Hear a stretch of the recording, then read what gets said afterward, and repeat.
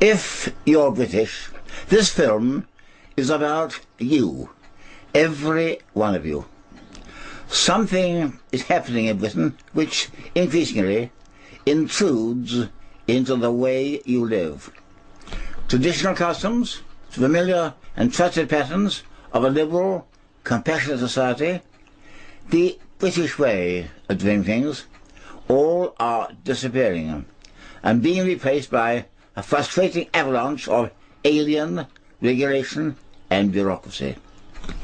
This is happening not as such a popular demand, but as a result of British membership of the European Union. The very character of our unique way of life is being destroyed, and there has been no public debate, consultation, or approval. The people appearing in this film are not politicians or civil servants. They don't seek your vote or your money. They only ask that for a few moments you watch and listen and then make up your own mind. Almost all you're about to hear has been hidden from you. Everything you're about to hear is the truth.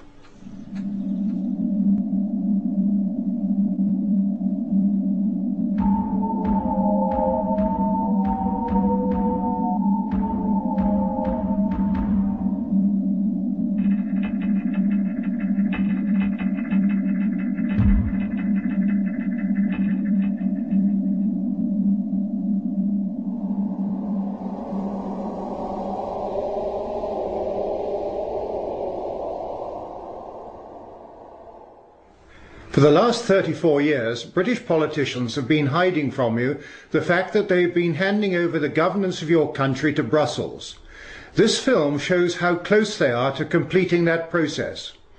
In 1972, the British people were told that they were joining something called the Common Market. They were assured by Prime Minister Edward Heath that this was just a trading arrangement and involved no loss of essential national sovereignty. In this, the British nation was seriously and deliberately deceived. Today, as a result of that 1972 arrangement, British national identity, a British government and British independence are about to be sacrificed. Britain is to disappear within a European federal state, and the British people are to be governed from Brussels by unelected foreign officials. A succession of British politicians have continued that 1972 deceit and secretly stripped Britain of self-government. Details of this whole process have been suppressed and kept from you. Most people in Britain haven't a clue as to what is happening. Christopher Booker explains why.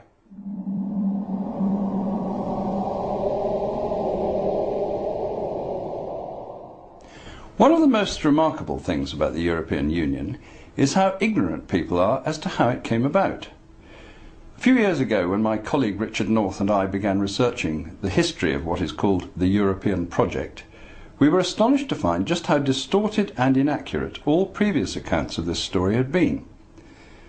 The core ideas which have inspired this project go back to the 1920s, and for the men behind it, notably the Frenchman Jean Monnet, their ultimate goal, right from the start, was to create a United States of Europe.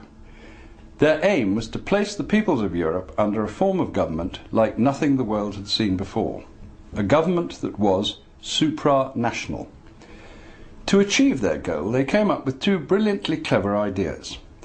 The first was that it could never be achieved overnight. It would have to be assembled piece by piece over many years without revealing its ultimate purpose.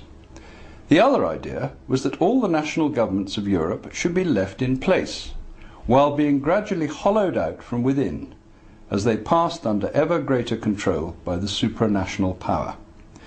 Thus, what amounted to a slow-motion coup d'etat could take place without people realizing what was happening.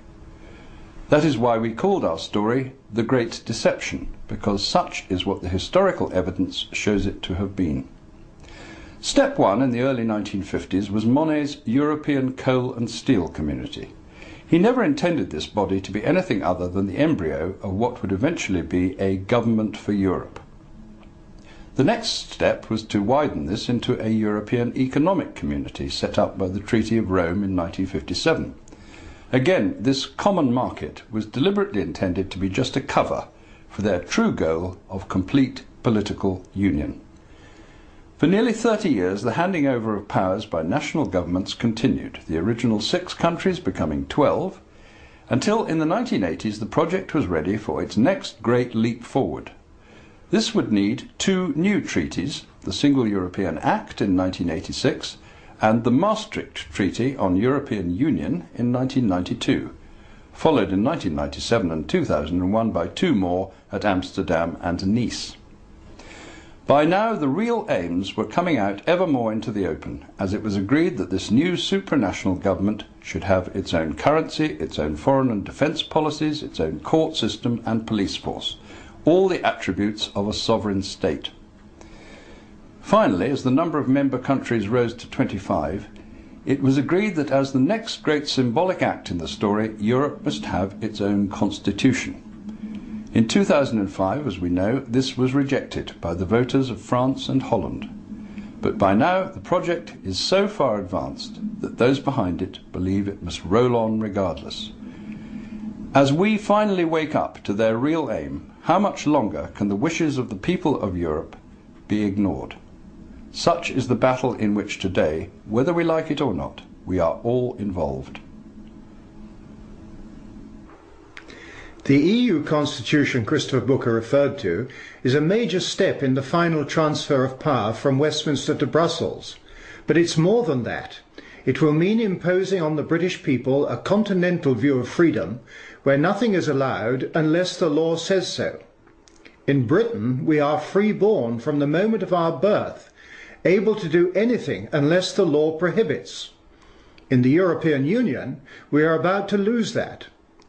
Britain already has a constitution of its own, one that has stood the test of time and been admired and copied by other countries, in particular America, whose founding fathers used the British model when drafting their own constitution.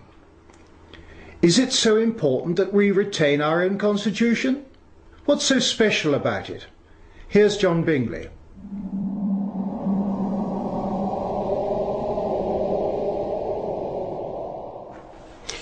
A constitution should define the relationship between the governance of a nation and its people, setting limitations on power and providing the people with safeguards that protect them by securing the means of redress and remedy. We most certainly do have a British constitution, and it does just that. Our constitution has evolved over many centuries and consists of much written law. The best known examples are the Magna Carta in 1215 and the Declaration and Bill of Rights of 1688-9. In Britain we are governed according to the rule of law. The rules contained in our constitution define how we must be governed. Primarily, the coronation oath stipulates the rule of law as the only means of our lawful governance and places limitations on the use of executive power. Those limitations stop the divine right of kings.